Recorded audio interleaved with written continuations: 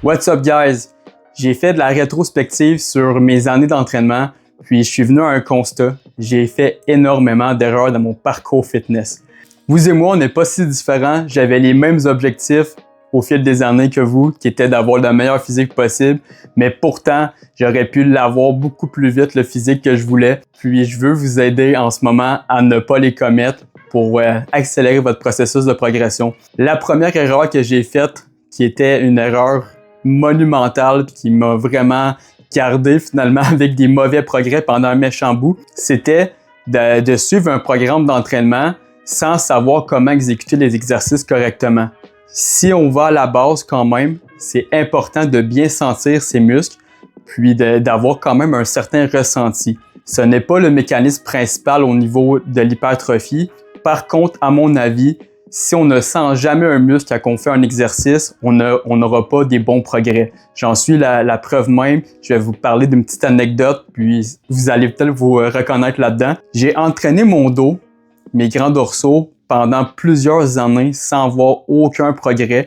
Pourtant, j'ai entraîné ces muscles-là à chaque semaine. Mais ce qui arrive, ou est-ce que je m'étais pas questionné quand j'étais plus jeune, dans les 15, 16, 17 ans, c'était finalement le ressenti. Ce qui arrivait, c'est quand je faisais mes tirades, mes lat pull down, mes pull-ups, je ne sentais jamais mon dos. Je sentais seulement mes biceps. Le dos, c'est un groupe musculaire qui est assez vaste. Il y a plusieurs muscles, il y a plusieurs angles d'attaque. Mais ce qui arrive, c'est quand le muscle n'est pas très développé, en fait, en termes d'hypertrophie, le muscle est plus mince, il y a moins de surface, c'est difficile d'aller mettre de la tension au niveau des fibres musculaires. Puis ici, on a plusieurs articulations qui peuvent venir intervenir entre-temps. Par exemple, au niveau du bras, on a l'articulation du poignet, l'articulation du coude, de l'épaule, avant d'arriver au grand dorsal qui est attaché à l'humérus. On a plein de muscles qui peuvent compenser.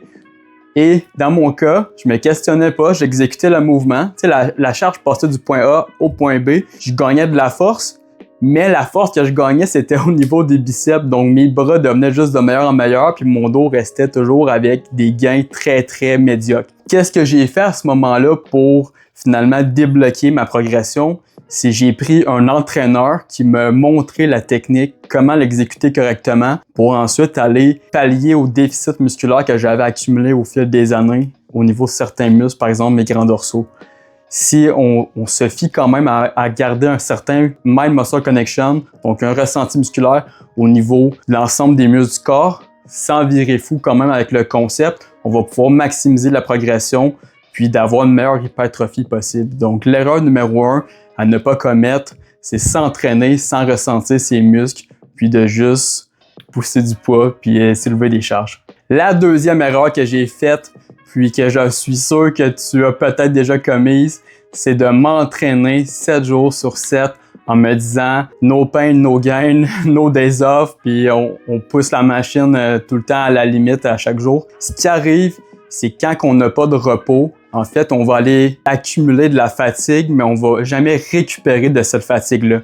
Il y a un processus en entraînement qui s'appelle le processus de la surcompensation. Si on prend par exemple ton baseline, quand on va aller créer des déchirures musculaires, on va aller créer un niveau qui est temporairement plus bas.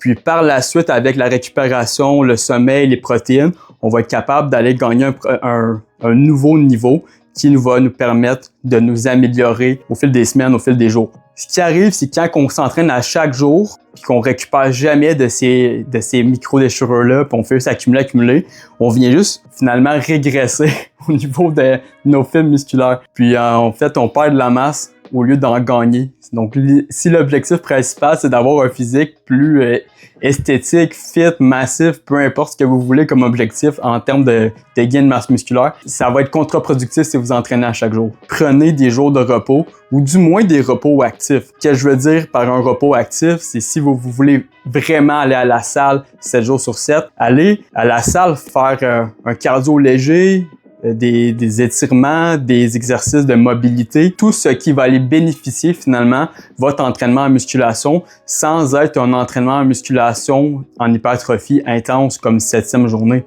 La troisième erreur que j'ai fait, puis il y en a qui la font peut-être même sans s'en rendre compte, c'est d'entraîner les muscles qu'on voit dans le miroir de façon un petit peu plus exagérée. Ce qui arrive, c'est que quand on se regarde dans le miroir, ce qu'on voit en premier, On va voir nos pectoraux, notre devant d'épaule, on va voir nos biceps, nos triceps. Ça faisait en sorte que pendant un temps, j'ai mis beaucoup plus d'emphase sur ces muscles-là de façon un petit peu inconsciente. Puis ça m'a occasionné des problèmes posturaux. Ma posture a commencé de plus en plus arrondie. Ça venait nuire à mes performances. Donc quand je faisais mon bench press, par exemple, je commençais à avoir un peu plus de recrutement de mes épaules. J'avais de la difficulté à aller rétracter mes omoplates, faisant en sorte aussi que visuellement, mon grand pectoral avait l'air moins développé, vu que mes épaules étaient tournées un petit peu vers l'intérieur. Ça faisait en sorte carrément que j'avais des gros débalancements musculaires. Qu'est-ce qui va régler ça simplement? C'est de juste construire un programme qui est premièrement équilibré, mais qui est adapté à ton objectif selon tes faiblesses musculaires. Parce que tu es aussi fort finalement que le maillon le plus faible de ta chaîne. Si tu mets toujours l'accent sur tes forces, puis tu négliges tes faiblesses, tu ne pourras jamais aller plus loin, puis tu ne pourras jamais avoir le physique le plus esthétique possible. Si pendant un temps, ton deltoïde postérieur il est juste inexistant, mais que tu as des bons biceps, mets un peu plus de série dans ta semaine d'entraînement sur ton deltoïde postérieur, toujours en gardant l'aspect récupération. En tête, il faut récupérer, mais en proportion, on va toujours aller rééquilibrer selon qu'est-ce qu'on a de moins développé pour pouvoir toujours avoir un physique qui est agréable